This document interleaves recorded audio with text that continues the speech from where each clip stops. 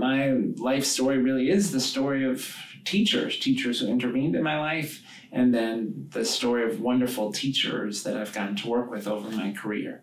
Both my parents passed away when I was little, my mom when I was 8, my dad when I was 12. And teachers at PS 276 in Canarsie and Mark Twain Junior High School in Coney Island created a space that was safe, compelling, and nurturing.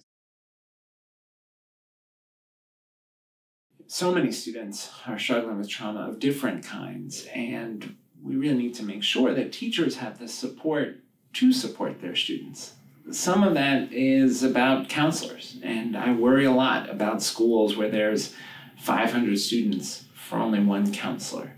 That really is untenable. And so we have to make sure that we're investing enough in counselors and mental health supports. But then there's the work to help teachers create trauma-informed classrooms, to help teachers have the professional development, to build strong relationships with students where they feel safe, supported, nurtured in school. We need to help teachers find ways through the academic work to create that sense of safety and belonging. There's this great research study on teacher feedback that contrasts, in a randomized controlled trial, teacher feedback on a paper where the teacher just gives content changes that they want the student to make or grammatical corrections.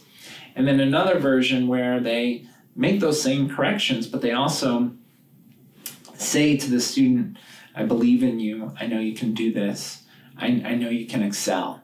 And what you see is that students who get that more relational feedback are more likely to turn in another draft of the paper, their academic performance improves, and I think of that as representative of the ways in which teachers can signal to students, this is a place where you're cared about.